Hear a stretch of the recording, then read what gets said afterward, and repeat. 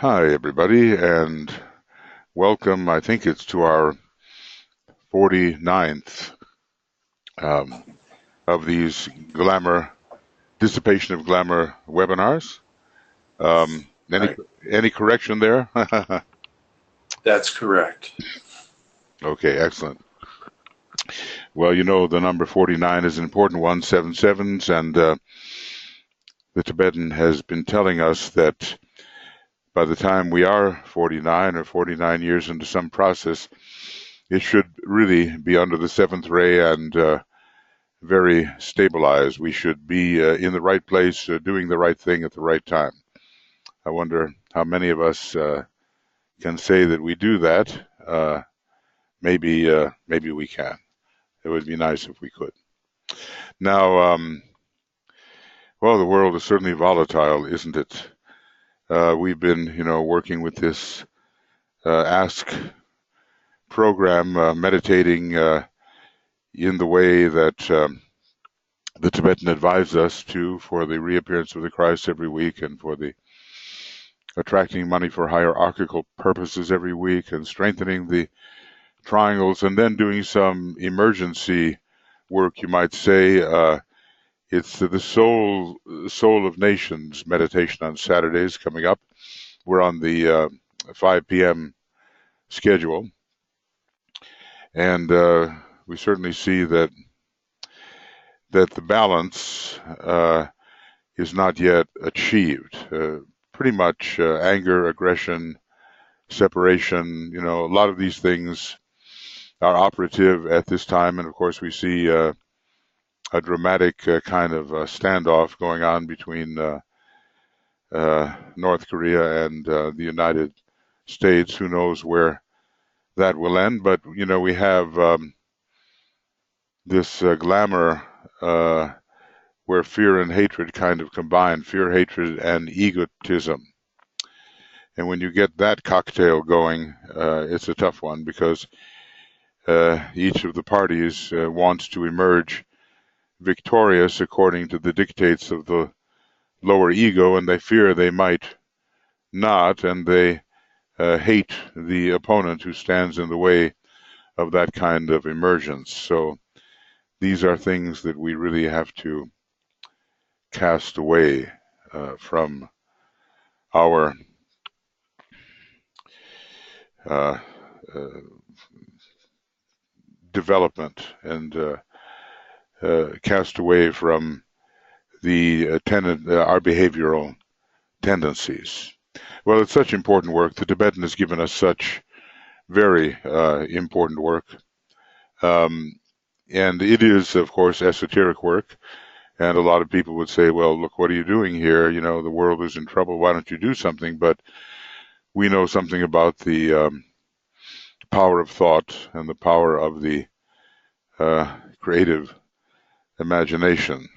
So, these kinds of efforts are operative in probably a number of places in the world. And when Olivia, Tuija, and I got together on this, we decided that we should try to help the psyche of humanity, which is in a very unstable condition. Now, Libra is such an important sign. And as you know, we're not far away from it at all. I think it's at 8:01 and 44 seconds GMT tonight that we have. This is just in 3 hours, really. That we have actually the ingress into Libra.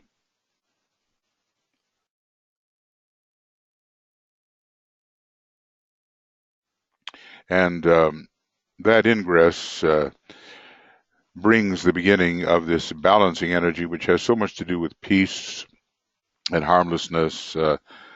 One of my colleagues sent me a notification about the United Nations Peace Day, and it was so close to the ingress into Libra. I said, well, somebody in that organization knows the astrological timing. It's very probable. So we want to take advantage of the stabilizing quality of Libra. Now, many generals who have led troops in war have had Libra as a major sign in their chart. Libra, Scorpio, and Sagittarius seem to be the signs that are prominent in these military directors. But of course, we can use the Libran energy to together invoke the spirit of peace, a great interplanetary being, and functioning on the second ray in a way, and yet since Shambhala is the place of pure and perfect peace, there's that first ray component as well. We can invoke the spirit of peace, and we can really use this energy to build the peace in our groups and wider groups and communities and nations and internationally, ideally.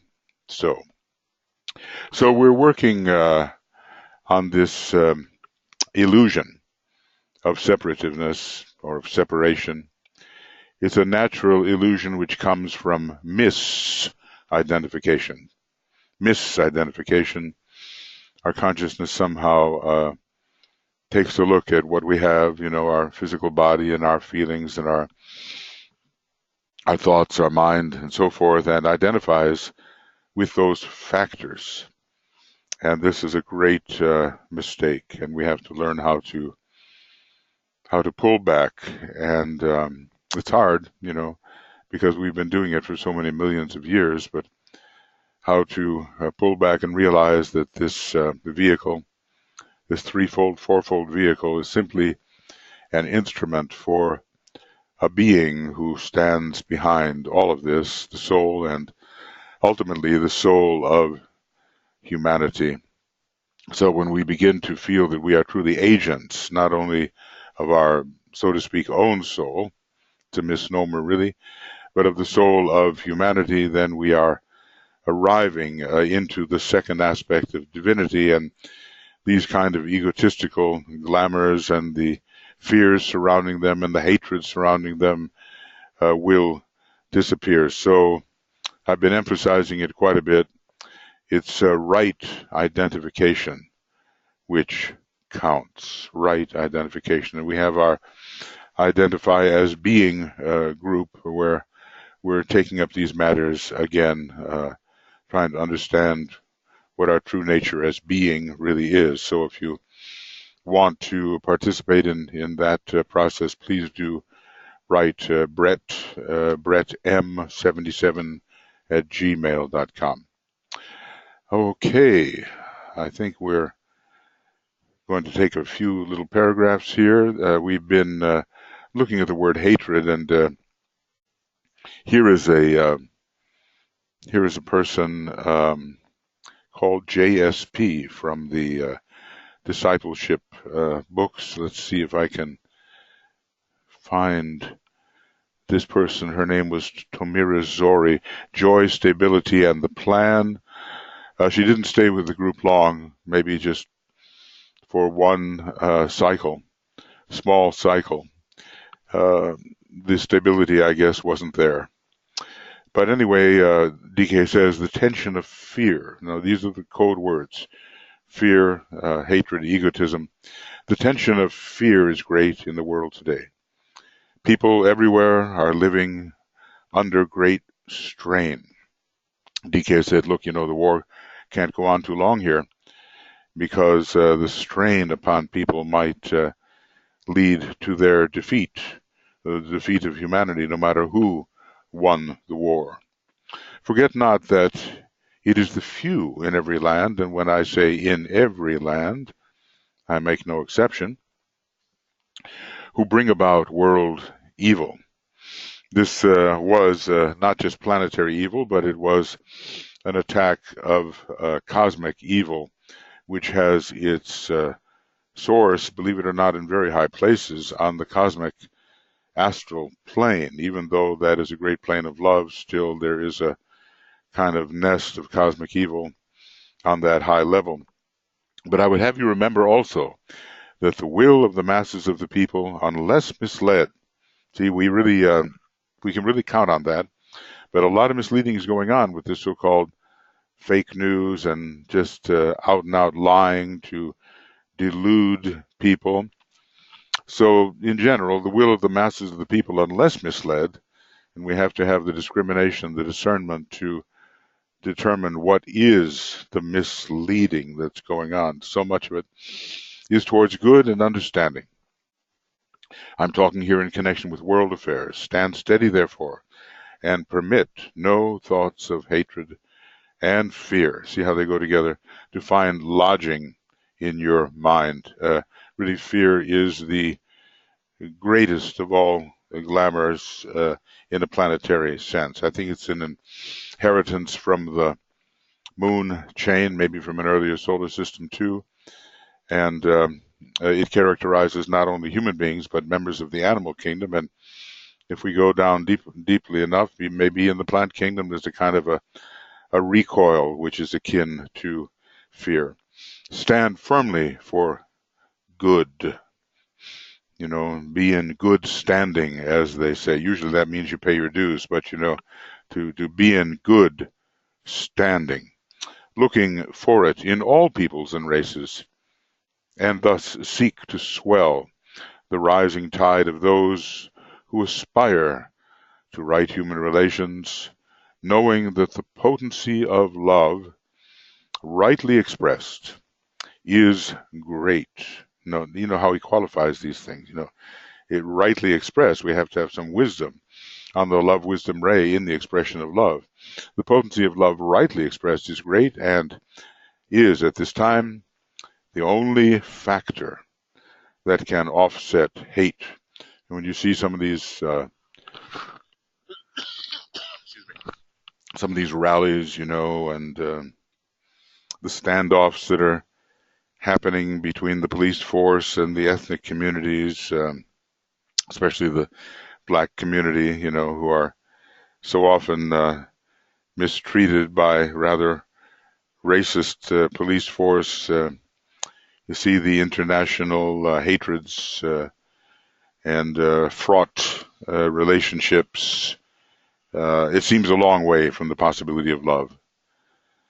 But we, in our subjective way, have to flood the world with love and goodwill and somehow express this in our own daily life, and it will gradually catch on and be the quality of energy which is meant to characterize humanity before so very long, leading into that great era of peace which has been foretold in the prophecies. I mean, after all, the Christ, the returning Christ, the reappearing Christ is the Prince of Peace, and very much connected with this spirit of peace, a great being who works in Shambhala but still has higher origins, an interplanetary kind of avatar or being, just the way the avatar of synthesis is. Well, here's a little bit, these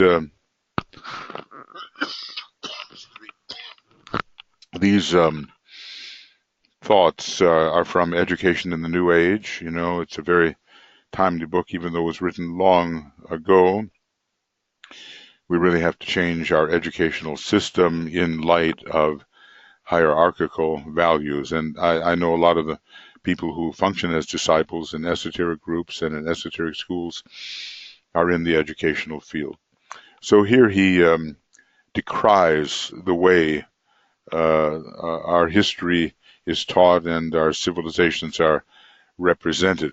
In the teaching of history, for instance, are we to revert to the bad old ways wherein each nation glorifies itself at the expense, frequently, of other nations, in which facts are systematically garbled, according to one's desire for ascension, in which the pivotal points in history and the various wars down the ages, in which the pivotal points in history are the various wars down the ages of history, therefore, is very Martian, isn't it? Of aggression, of the rise of a material and selfish civilization, and one which had the nationalistic and therefore separative spirit, which has fostered racial hatred and stimulated national prides. I mean, a week to go back to that, he's saying, and there are, people who are still so egotistical in their consciousness that they would prefer that their country come first above all other countries. We had the German song Deutschland, Deutschland über alles, Deutschland, Germany above all, and now we have a replay of the America First policy, which had a sort of ignominious history back at the time of the lead up to the Second World War. The first historical date remembered by the average British child is William the Conqueror, 1066. The American child remembers the landing of the Pilgrim Fathers and the gradual taking of the country from its rightful inhabitants. This is very interesting, as DK sees it. And perhaps the Boston Tea Party, a dramatic and somewhat rebellious event. The heroes of history are all warriors. Alexander the Great, Julius Caesar, Attila the Hun. Goodness, how can he be a hero? But okay, maybe more Genghis Khan. Richard Coeur de Lion, the Lion-Hearted, Napoleon, George Washington, and many others. And geography is largely history in another form, but presented in a similar manner, a history of discovery, investigation, and seizure, followed frequently by wicked and cruel treatment of the inhabitants of the discovered lands. Greed, ambition, cruelty, and pride are the keynotes of our teaching of history and geography. Well, obviously that has to change. And, whatever is said here of nations can in many ways be said of the individual, who many of whom seek to glorify themselves at the expense of others. They always have to rise into a superior position and dominate others, and this, of course, works against cooperation. So again, it's egotism, or egoism, philosophically considered, identifying with the lower personality and seeking to put that forward above and beyond all the other aspects of one's nature, most of which are probably not even sensed, not even registered. And this is where our esoteric education comes into the picture, helping people realize, according to the constitution of man, we might say, that there's a lot more to themselves than they may think. Most people just are stopping at the 18 lower subplanes and have no idea of this angelic presence and this presence of their own spirit or of the spiritual triad or monad. These things are just blank and of no cognizance. So we have to bring these things forward and change the thought form if we possibly can. And then, he tells us that I'm sorry. He tells us that people are educated to do the wrong thing. He talked about the German youth marching, trampling other people down. They were educated to do that. The child's mind is very receptive, and it does not know how to question unless the child is really extraordinary and has memories or tendencies from the past. So we are educated into war, into Mars, rather than in the cultural possibilities and spiritual possibilities of Venus. So we really have to change our assessment of heroes and of civilization from the Martian model to the Venusian model, which represents our own solar angel and our own higher self. Probably I'm not going to be spending a long time on this today because we do have that coming up in the at 9:30.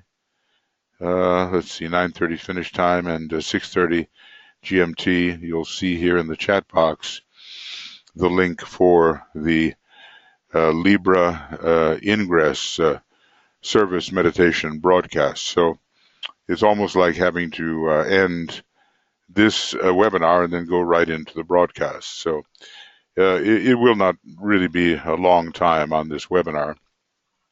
Now we're working here, in the book Education in the New Age.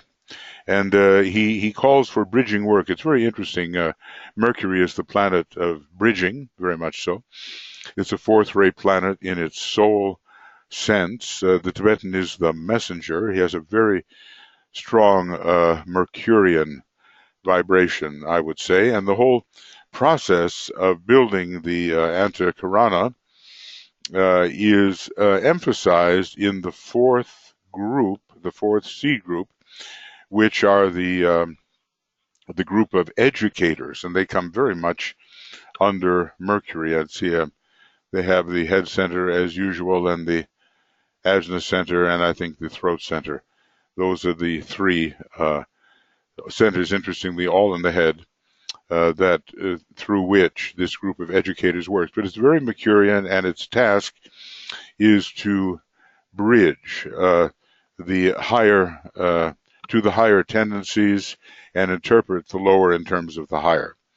It is the bridging work which now has to be done, he says, bridging between what is today and what can be in the future, and that's more of a horizontal type of bridging. He says, when the fourth ray types under Mercury are serving, they allow no dangerous gap to appear between the good values of the old and the coming good values as well. The good is preserved because of this fourth ray harmonizing tendency. If during the next 150 years, all right, we're still in the middle of that, aren't we? This was written maybe, 70, 80 years ago, and we have another 70 years to go. If during the next 150 years we develop this technique of bridging the many cleavages found in the human family, and in offsetting the racial hatreds and the separative attitudes of nations and people, we shall have succeeded in implementing a world in which war will be impossible.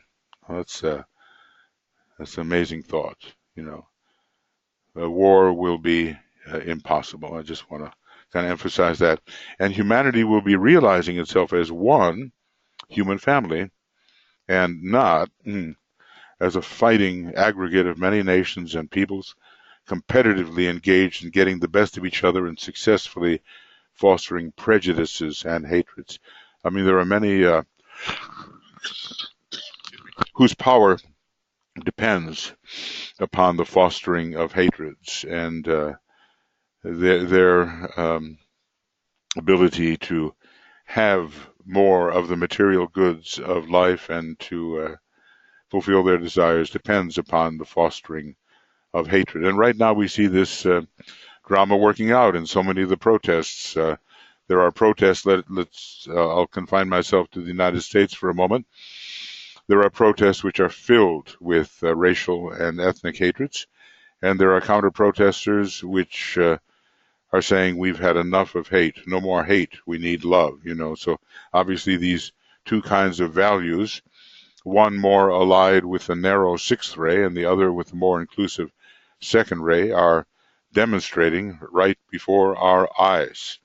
This is all very practical kind of stuff, and we have to somehow have in our consciousness an awareness of what humanity is really going through, and to build the thought form of solution, as it is said, and to send love out in our thought forms, and to do that successfully, so that subjectively we are fostering love and goodwill, and it will counteract this understandable hatred based on fear and egotism. So anyway, this has been the fostering of prejudices, hatred, etc., been the history of the past. Man has been developed from, and let's trace it here, an isolated animal, prompted only by the instincts of self-preservation, eating and mating, through the stages of, and now note how they grow, family life, tribal life, national life, to the point where today a still broader ideal is grasped by him, international unity, or the smooth functioning of the one humanity. Well, we're really moving towards that, and the United Nations is dedicated towards that, and we have also rising before our very eyes a dedicated and selfish opposition which wants to retain its own selfish prerogatives based upon the great heresy of separateness and on the competitive model where the purpose is not to help each other but to excel over each other. This growing idealism is fighting its way into the forefront of human consciousness in spite of all separative enmities. So DK sees a positive future here. It is largely responsible for the present chaos and for the banding together of the United Nations. It has produced the conflicting ideologies which are seeking world expression. We still have a lot of the sixth ray and need it. It has produced a dramatic emergence of national saviors, so-called.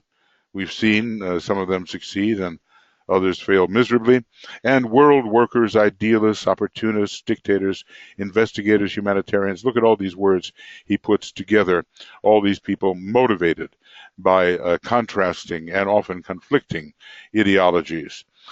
These conflicting idealisms are a wholesome sign, whether we agree with them or not. Now, this is interesting because at least man has the capacity to rise above his purely instinctual nature and can live according to his ideals. They are definitely exploiting the human demand, urgent and right, for better conditions, for more light and understanding, for greater cooperation, for security and peace and plenty in the place of terror, fear, and starvation. So the idealisms, those who espouse them believe that they are leading to a better life. But of course, there are conflicts in these idealisms, and we need a very, very broad, inclusive type of idealism of which the sixth ray is also capable when motivated by love and inclusiveness from the second ray and not by hatred and separation. Well, as I said, I think this is all I'm going to do right now. There are very interesting things being said here, but as I say, we have two programs tonight, and so I think it's important, excuse me, that we move along. So this is the end of Dissipation of Glamour reading number 49, and today is 22 September, right on the cusp of this equinox that's coming up right away, and we'll be doing this next beginning of Dissipation of Glamour webinar reading number 50. Okay, the Syrian number 50, and it'll be on 29. It'll be a morning program, or it's for some at night, but for us here in Europe, it's a morning program. September 17. Okay, good. Now, so we've been dealing with some very, very practical matters having to do with peace and the use of love to offset hatred. And, this gets back to this thing that is so difficult to understand in some ways. Love your enemies. Turn the other cheek, love your enemies. Well, how do you see your enemy? Do you see him as a threat to your personality desires, or do you see him as a fellow emanation of the, let's say, the planetary logos seeking to eventually work out his part in the divine plan and gradually coming to understand other people's parts in the divine plan and therefore being able to work in harmony eventually, even if not there yet. All right. Now, before we get into our meditation where we seek to get at the roots of separativeness, selfishness, and hatred, we can open up the floor for any discussion. You can, write something down. You can ask something. You can make a statement, whichever way you want to do it, if you want to do it. And so that is now open to us. I mean, we know the situation is going to be resolved. We know there's going to be pain along the way. We know there will inevitably be suffering on this planet of suffering, but we will make it. Brett, do I hear you? Yes, Frederick has his hand out. Very good. Okay, Frederick, yes, hi. Yes, thank you for your interesting reading today. Thank you. I feel that the focus is more on the awareness, how to increase the awareness of awareness of the history, awareness of the geography of all this ecosystem. And then, yes. It's a consciousness thing, really, isn't it? And in people like ourselves, we are trying to promote accurate, sensitive, perceptive consciousness of the truth and of the facts. But there's a lot of deliberate distortion. My gosh, you just look at politics at the moment, and you can see the attempt to mislead people through deliberate distortion. The people know what they're doing.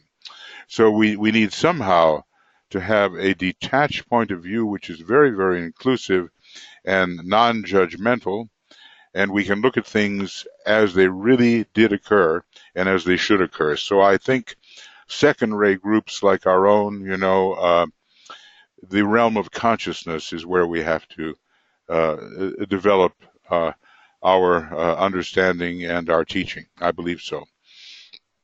Yes. Yes, you mentioned education, so that's part of the procedural memory and awareness. Yes, learning by awareness. The right memory and so forth. And the educational field is largely in the hand of the second ray, the third ray, and the fifth ray. Our modern, if it's spiritual education sometimes, or religious education, the sixth ray.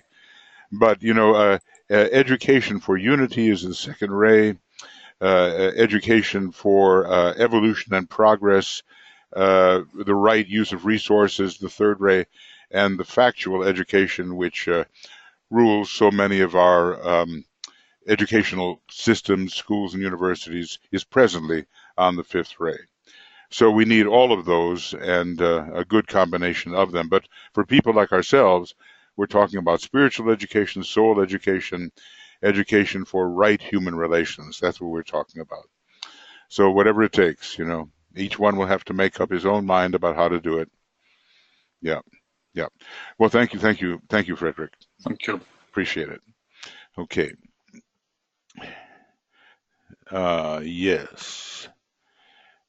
Yes, and thank you for everyone being here. Yes, your thoughts, everybody. These are practical matters, very practical matters. We have to change the way people are taught. We have a lot of hatred being taught. It's found many places. I can barely conceive, that there are military Buddhists at the moment who, are doing things that quite fly in the face of the Buddha's teaching. It's extraordinary, and it's all over. We teach hatred, we teach separation, we teach fragmentation. Basically, we're teaching illusion and glamour. We've got to get rid of that, and we've got to see through it. Okay, Alex, is it? Yes. Okay, go ahead, Alex, please. Hi, can you hear me? Very well, thank you, Alex. Sorry. Yeah. Yes. Michael, I'm just looking at the Dinah passage that you started with, page 668. Yes. Forget not that it is the few in every land who bring about world evil. And I will have you remember also that the will of the masses of the people, unless misled, is towards good and understanding. Yes. Talking here in world affairs, stand firmly for good, looking for it in all peoples and races, and thus seek to swell the rising tide of those who aspire to right human relations. Well, that really, I know I've read that many times, but that really jumped out at me because that's true, isn't it? I mean, this is something that I have been writing about and thinking about and reflecting on for some time, which is that the media is our window to the world, and that is a distorted window. It is a distorted reflection. And I seem to be speaking to people so much that everyone needs to be reminded of this essential fact that basically it says right here, humanity is towards the good. But that's not what we are thinking, is it? That's not what we're thinking. It's not what we're feeling. You know, and it's engendering a lot of fear and despair. And I've always thought that I'm a bit of a Pollyanna to constantly, come back to this. So it's quite wonderful to see it here, because they take polls.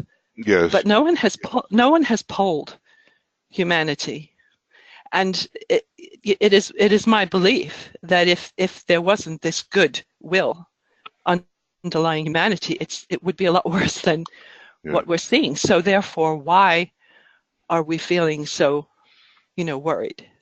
Well, I think the tendency of what is thrown in our direction is quite negative. We all read various news feeds, I'm sure, and I try to read from one end of the spectrum to the other, and I can see there's one of the ones I read that just thrives on dishing out negativity and fear. And others have a different kind of idealism, and there's some that are in the middle. We need real education and discernment in the matter of truth. And truth as a value in journalism should be very, very high. But we have owners of these news feeds, owners of these newspapers and so forth, and they have a particular bias. And when you're hired by the newspaper, you better follow that bias, or you better be a type that does follow the bias, or you're just going to get fired. Truth is of less value to these owner idealists than it should be. So, all right, well, the truth is coming. Yes, but we're listening, and we're manipulated, and that we're manipulated. It's modern day propaganda. Yeah. But the point is, how do you get the alternative message out there, which is that you have to have an educated public, an educated public. You really, have to, when demagogues can influence a certain type of individual. But do you think the demagogue can so easily influence the educated disciple, the server of the human race? Maybe not so easily. So we really need to work on the education of the receivers of this kind of material. And right now, sorry, excuse me, in some countries, it's not going in the right direction. The education is going down rather than up. I'm sorry for this. Is one of those days here with the congestion system here. I'm coughing too. Well, okay. Thanks, Thank you. Alex. I know you do a lot of work in your writing to promote the unitive point of view. So keep up. I'm actually working on a talk right now, which is called "Discerning Truth in the Information Age." Okay. From the unreal to the real. Wow. So thank you very much for talking about it. But I think the point is that we needn't worry. Yeah. Well, maybe we should worry a little. Well, let's just say we have to proceed with some degree of deliberate concern, but not a destabilizing, debilitating worry. That worry never did anything. So, yeah. Well, okay. All right. Good. Thank you, Alex. Appreciate that. Appreciate your thought. Okay. Other anybody who would like to say something?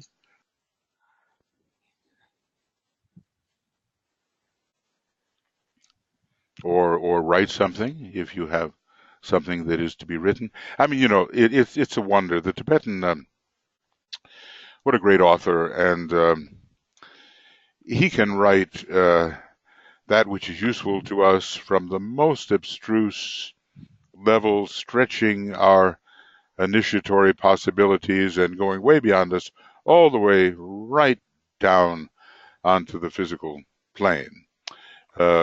And that his range is amazing, and we as students of the Tibetan, probably some of us have tendencies more one way than another, but we have to sort of imitate that range that the Tibetan presents to us.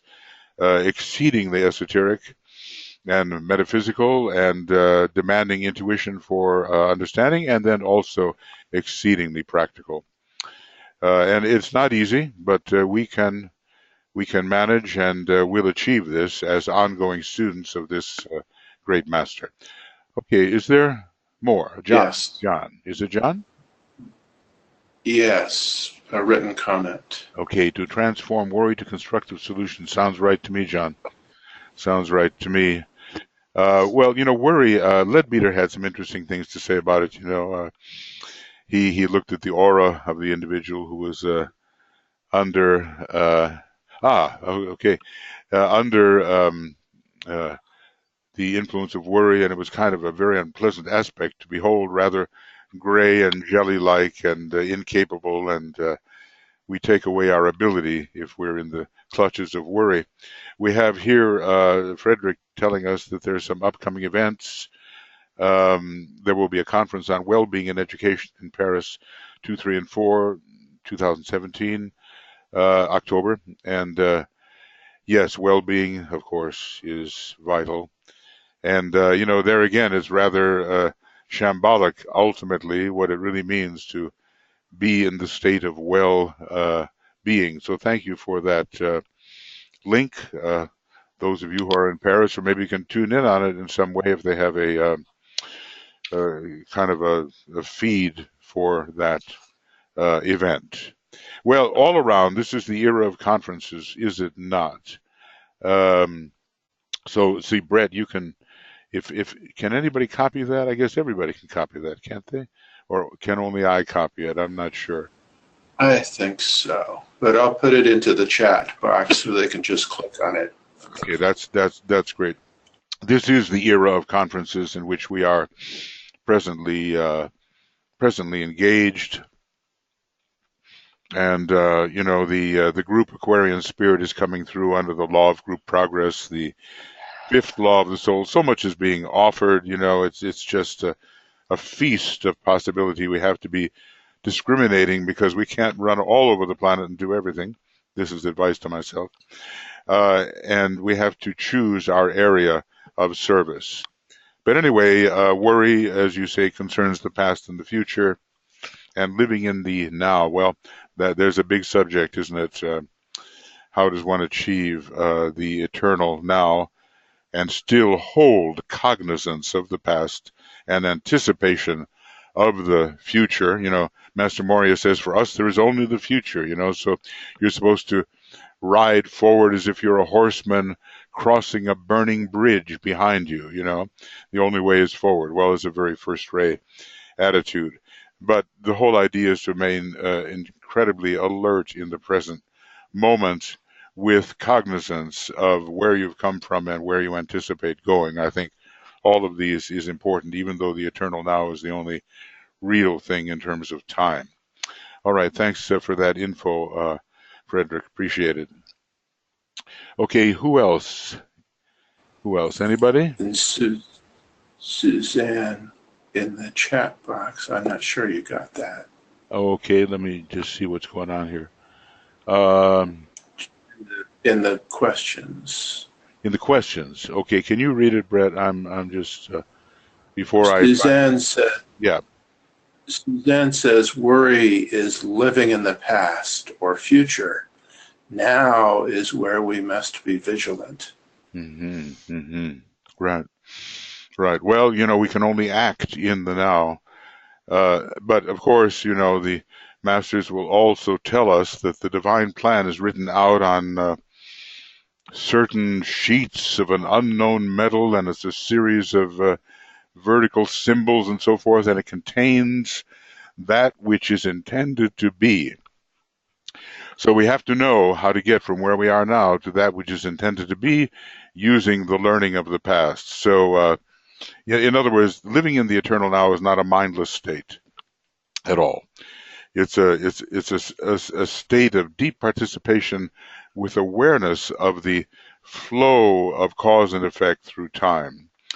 So, again, I think that it is possible to live in such a way where we anticipate the future rightly, we learn from the past rightly, and we're acting in the now, and we're not worried. Of course, worry, if you're a fourth rate type like I am, worry has been one of your things all your life, So you have to somehow get rid of that. I had when I was 3 years old or 4 years old, I had a friend who became a famous psychiatrist now. His mother had names for us. We were both 3 years old or 4 years old, and she called him Whiny Wart, and she called me Worry Wart. So I guess that was showing itself even at that time. But fortunately, we get to learn a few things and hopefully improve on our skandhas and our past tendencies. Okay, what else, Brett? Where are we now? Anything else? Nothing for the moment. That's it for the moment, right? I do want to, like I say, I think I want to move on because we do have this important turning point coming up, the Libran service meditation broadcast, for which you do have the link, and Tuija will be leading that, and we have to make a kind of a quick transition from webinars into the broadcast modality. So I think, and it's such an important thing. It's where group consciousness really begins in Libra, and where the golden rule comes in. And as I've said before, I think when you think of the Christ, the head of the hierarchy, and the one who is so responsive to the to the Spirit of Peace, and is called the Prince of Peace, you just see that Libra is really an important sign in his chart. The masters do have charts. The Tibetan has given them out in certain places, and I think on Makara we may have some things there from some astrological writings, and it's kind of interesting that a number of these people have Pisces rising because they're treading the path of the world's saviors. There's a thought that the Buddha was Sun in Taurus, but Pisces rising. That Master Kuthumi, definitely Sun in Gemini, but Pisces rising. What about the Christ? Is it Sun in Libra, Pisces rising? I don't know. That hasn't been given, but when you see that Pisces rising in a high soul, it's strongly along the world's savior line. Okay.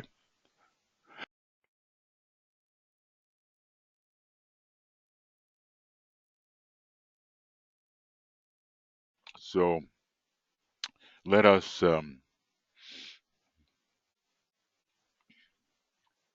gotta just, yep, there we go. This is our meditation technique for the group, and it's hard to do the meditations for individuals. We could do that, of course. It's a possibility. Everybody would be working in a slightly different way according to the glamour identified. But for the moment,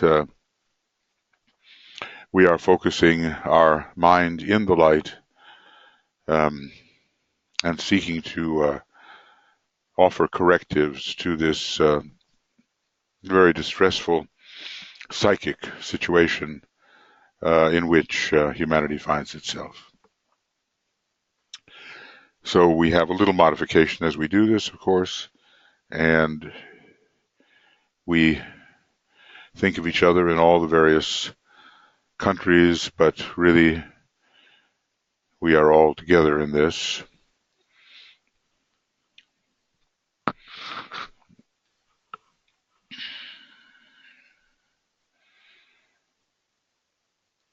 And it's as if we're in really one circle of responsiveness to the will of the hierarchy and planetary logos. And we're all connected in our willingness. So just a few moments of silence to realize that connection.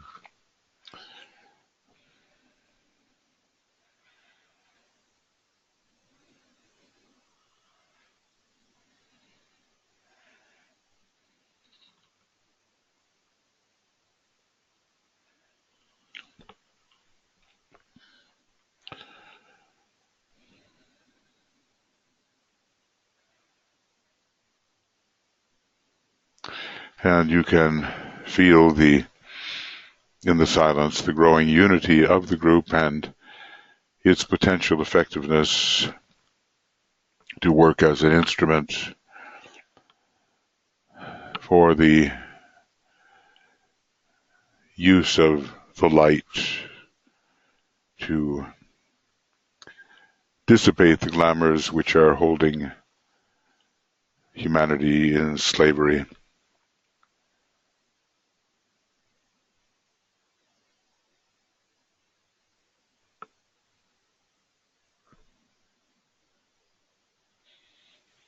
So we use our protective formula, it's the divine cross involving the eyes, and we see that cross shining as we do this protective formula together. As a soul, I work in light, and darkness cannot touch me. I take my stand within the light. I work, and from that point, I never move.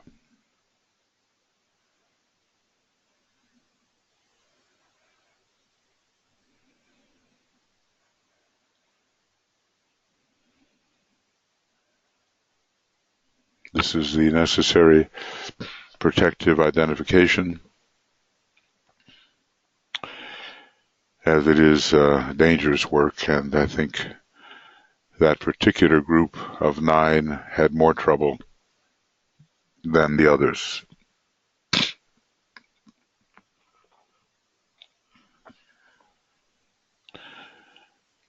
Now we move into the preparatory stages where we're going to unite 3 lights.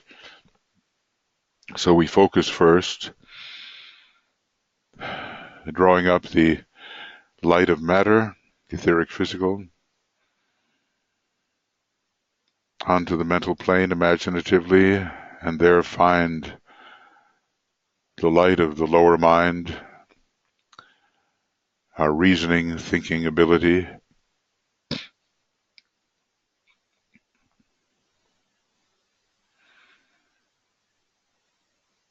We merge imaginatively those 2 lights as one.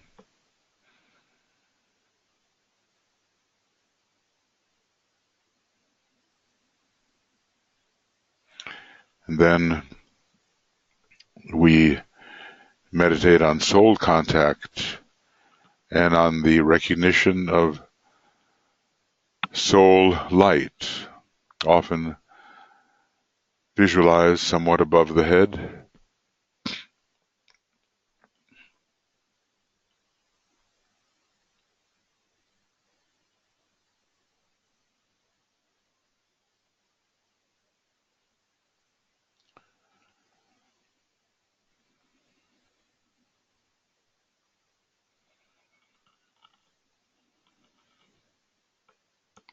And then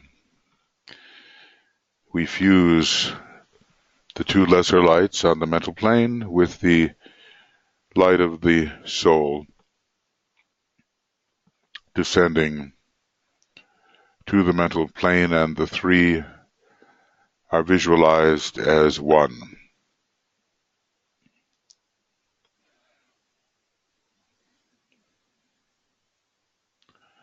That's going to create our beam, made of the vitality of matter, the intelligence of the mind, and the spiritual perception of the soul.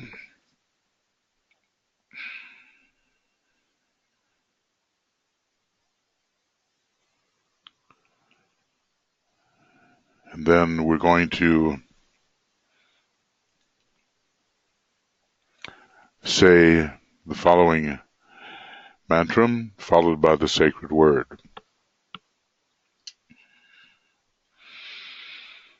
The light is one, and in that light shall we see light. This is the light that turns the darkness into day.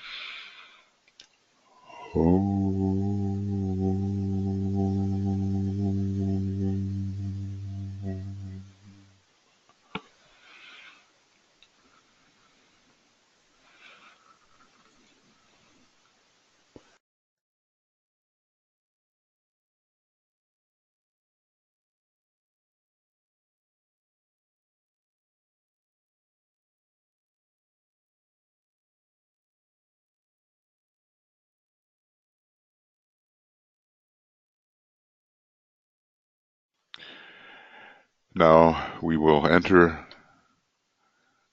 the formula, and the group will together say the following formula. You can say this aloud where you are or go along mentally. And this empowers us, and as we say it, we are visualizing a great searchlight that we have created shining forth onto the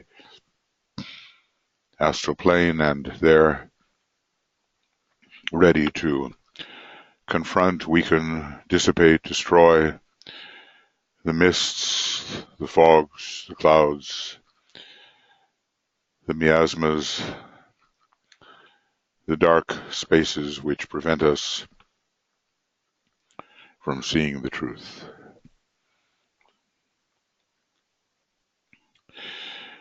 Radiance are we, and power. We stand forever with our hands stretched out, linking the heavens and the earth,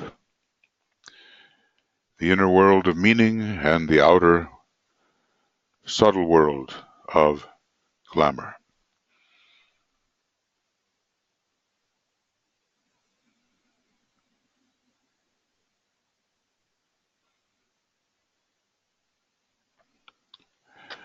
We reach into the light and bring it down to meet the need.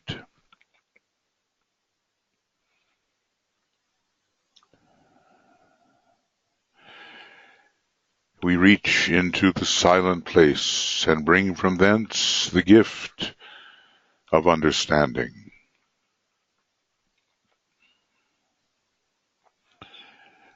Thus, with the light we work and turn the darkness into day.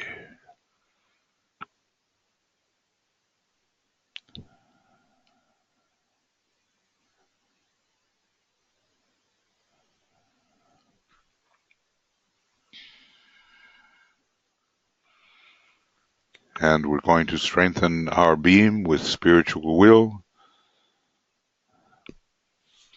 coming from the monad, the triad, Atma, the jewel in the lotus, the synthesis petals, the sacrifice petals,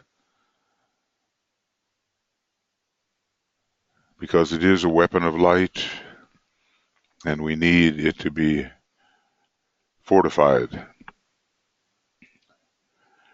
by spiritual will.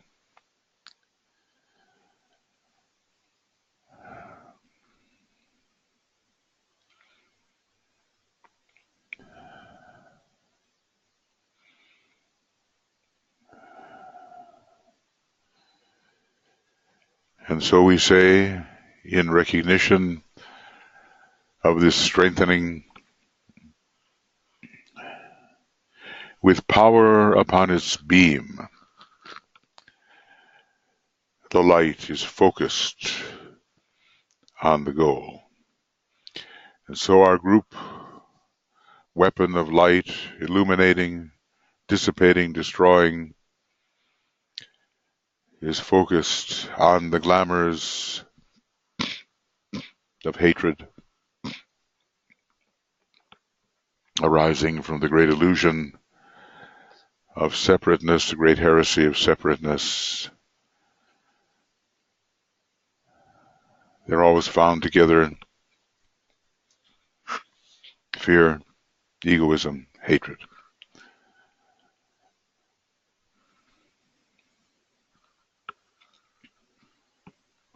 And now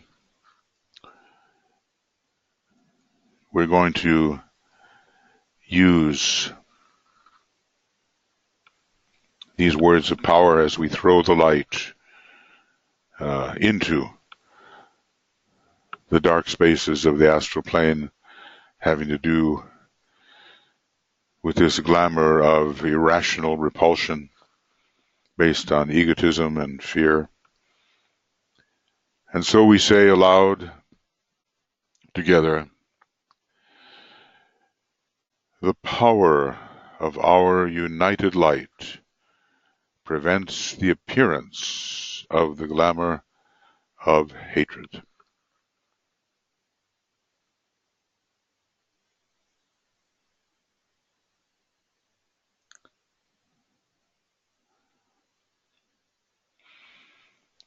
The power of our united light negates the quality of the glamour of hatred from affecting humanity.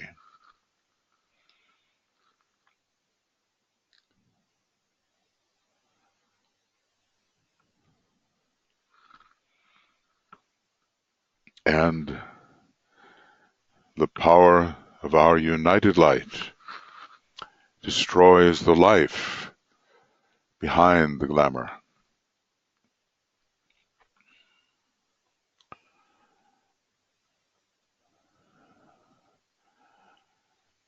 Now we're going to work with these 3 words of power in the silence, and we're going to see the light penetrating the glamour and producing its weakening and its dissipation.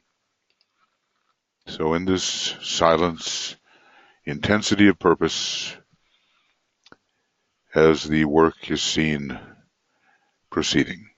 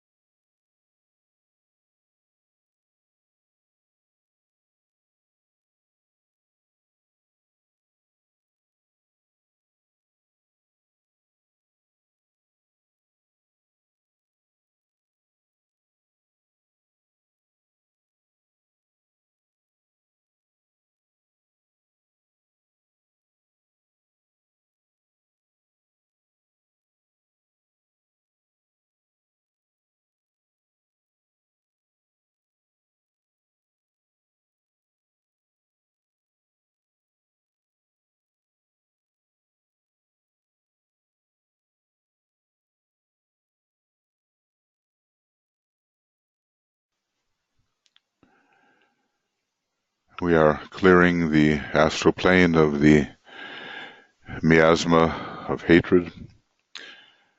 The sun of light shines forth, helping humanity to find the better ways to solve its problems. The sun of love shines forth, inducing goodwill and cooperation. The sun of the will to good shines forth, making humanity responsive to the divine plan and eventually the divine purpose. We're clearing the atmosphere of the astral plane of these undesirable conditions, so a higher aspirational desire nature can arise and lower desire can be banished. And so we, having done this, again, we withdraw our beam back onto the mental plane. We turn the searchlight off for the moment.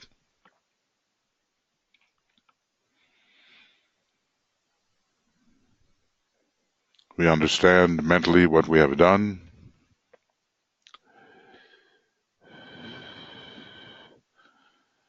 And we're going to sound together to confirm this, sound the Om 3 times together.